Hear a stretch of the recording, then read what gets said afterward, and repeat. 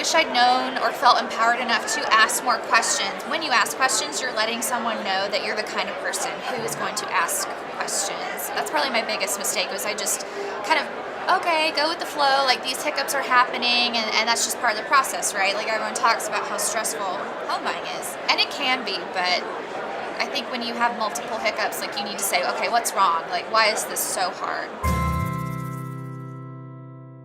So I bought my first house at 26, complete fixer-upper for $65,000.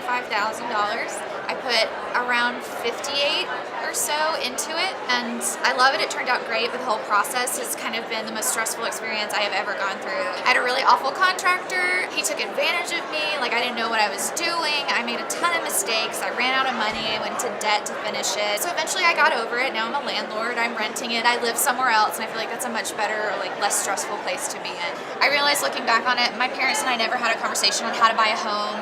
They didn't really advise me in any kind of way, and part of it's because like that's just not how my family and I operate. We don't really have those kind of like more financially driven conversations, but also because it had been 10 years since they bought a house. Like they didn't know. They never renovated. They never used down payment assistance or like apply for it. Like they just didn't know. It was a totally different animal. I started online. I just started looking and reading and digging up what I could find on how to buy a house. I wish I knew how much upkeep a house was going to be, because as just a single anybody, woman or not, like managing a single family, multiple thousand square foot home is difficult.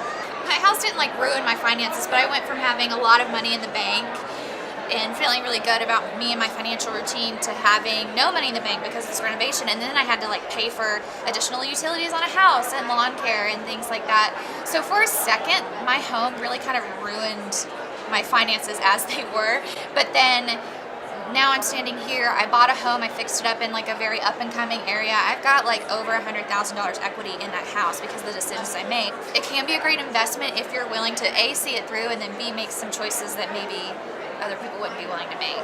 It's not a good investment if if you're thinking about moving kind of like in the next 5 years or so, because not only is moving just like a pain in the ass or a pain in the butt, sorry, but to recoup your money, like your closing costs and things like that, takes time.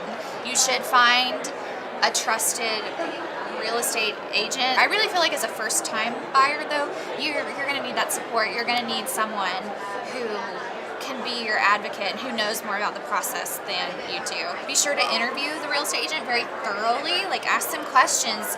Are they the kind of person you feel comfortable talking to? They're going to be like your face if there's a bidding war or something happens, so you have to be very comfortable with them acting on your behalf. Get multiple quotes for, you know, interest rates on your mortgage, because that's the only way you're going to save like thousands of dollars over the life of the loan. And finally, get an inspection, always. So I would say get a referral, but I'm going to take that one step further. Get a referral from someone you absolutely trust. You can do a project on your home and it can pass inspection and be up to code, but that doesn't mean that it's great or that it's done particularly well. And because, you know, you don't know how plumbing fits together, I don't know how to wire a house, it's hard to kind of go back and check their work. So that's probably the most surprising thing I learned. Put the same amount of dedication into finding these people who are working for you for the most expensive purchase of your lifetime that you do into like finding the restaurant you're going to go to dinner. Like, I know that for me, I read tons of reviews when I'm picking restaurants. I didn't do any of that when I was buying a house. My top takeaway from Lauren was the importance of gathering information, doing the research, and being your own best advocate, whether that's when you're comparing mortgage rates or hiring contractors. Nobody cares about your money more than you do. So when you make decisions that are going to have a direct impact on your bottom line, like buying a home, you need to be fully involved in every part of the process and ask all the dumb questions you need to get a true understanding of what's going on and how it impacts you. That's all for this episode of the Money Insider series. I'm Stefanie O'Connell. To learn more about Lauren, you can follow her at Financial Best Life.